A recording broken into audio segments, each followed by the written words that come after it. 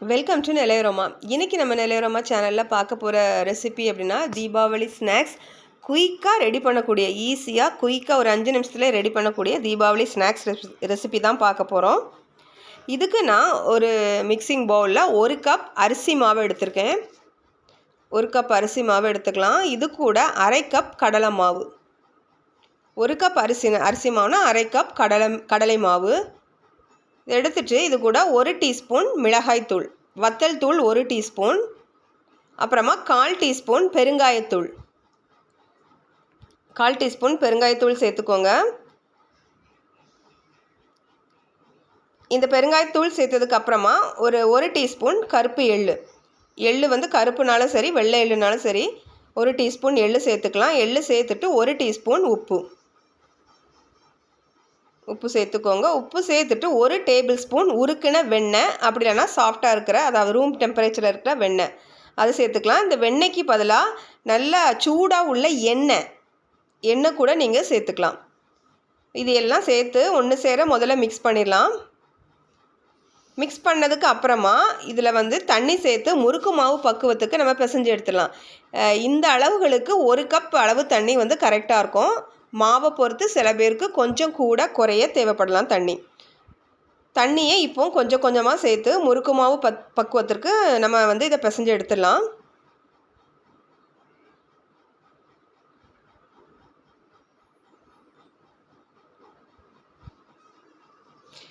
இப்போ பாருங்கள், இப்போ பார்த்தீங்க அப்படின்னா நல்லா முறுக்கு மாவு பக்குவத்துக்கு இதை பிசைஞ்சு எடுத்தாச்சு.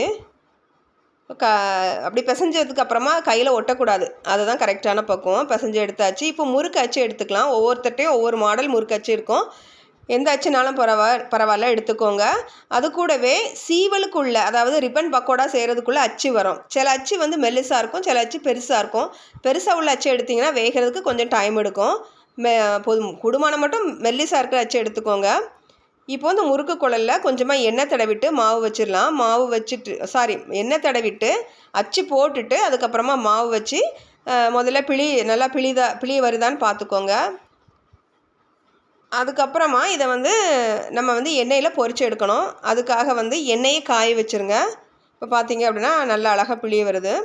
எண்ணெய் காய வச்சிடலாம். எண்ணெய் காய வச்சாச்சு. இப்போ வந்து எண்ணெய் நல்லா காஞ்சிட்டு இப்போ என்ன பண்ணலான்னா எண்ணெயில் டைரெக்டாக இப்படி பிழிஞ்சு விட்டுருங்க. தேவையான சைஸ்க்கு பிழிஞ்சிட்டு கையை வச்சு எடுத்தீங்க அப்படின்னா எடுத்து எண்ணெயில் போட்டிங்கன்னா கரெக்டாக வந்துடும். இந்த எண்ணெயோட சூடு வந்து ரொம்ப ஹைலேயும் இருக்கக்கூடாது, லோலேயும் இருக்கக்கூடாது. மீடியத்துக்கும் ஹைக்கும் நடுவில் உள்ள ஃப்ளேமில் வச்சுக்கோங்க. இப்போ 2 பக்கமும் நல்லா செவக்க பொன்னிறமாக பொரிஞ்சதும் எடுத்துடலாம். இது வந்து எப்படி நல்லா வெந்துட்டு அப்படின்னு தெரியும்னா, இந்த எண்ணெயோட சலசலப்பு வந்து நல்லா அடங்கிச்சு அப்படின்னா இந்த பக்கோடா வந்து நல்லா வெந்துட்டு அப்படின்னு அர்த்தம். இது வந்து நல்லா அந்த சலசலப்பு அடங்கினதுக்கு அப்புறமா நம்ம வந்து பிளேட்டுக்கு ட்ரான்ஸ்ஃபர் பண்ணிடலாம். இப்போ பார்த்தீங்க அப்படின்னா எண்ணெயோட சலசலப்பு நல்லா அடங்கிட்டு இப்போ நல்லா கிறிஸ்பி, அந்த பிளேட்டில் போடும்போதே உங்களுக்கு தெரியும் நல்லா மொறுமொறுன்னு கிறிஸ்பியான ஒரு சூப்பரான ஸ்நாக்ஸ் ரெடி. இந்த ஸ்நாக்ஸ் பார்த்தீங்க அப்படின்னா ரொம்பவே ஈஸியாக ஒரு 5 நிமிஷத்துக்குள்ள, அதாவது வேகிறதுக்கு தான் டைம் எடுக்குமே தவிர மற்றபடி நம்ம மிக்ஸ் பண்ணுறது எல்லாமே ரொம்ப ஈஸி, சுலபமாக செஞ்சு முடிச்சிடலாம். தீபாவளி நேரத்தில் நிறையா வேலைகள் இருக்கும். அந்த நேரத்தில் இந்த மாதிரி ஸ்நாக்ஸ் வந்து செஞ்சீங்க அப்படின்னா உங்களுக்கு ரொம்பவுமே, அதாவது ரொம்ப சுலபமாக இருக்கும். வீட்டில் உள்ளவங்களுக்கும் நல்லா பிடிக்கும், நல்லா கிறிஸ்பியாக இருக்கும். கண்டிப்பாக ட்ரை பண்ணி பாருங்கள் இந்த தீபாவளிக்கு. இப்போ பார்த்தீங்கன்னா நம்ம மொறுமொறுப்பான சீவல் அப்படி இல்லைன்னா ரிப்பன் பக்கோடா ரெடி. கண்டிப்பாக ட்ரை பண்ணி பாருங்கள். இந்த வீடியோ பிடிச்சிருந்தால் லைக் பண்ணுங்கள், ஷேர் பண்ணுங்கள். மறக்காமல் நெல்லை அரோமாவுக்கு சப்ஸ்கிரைப் பண்ணுங்கள். தேங்க்யூ.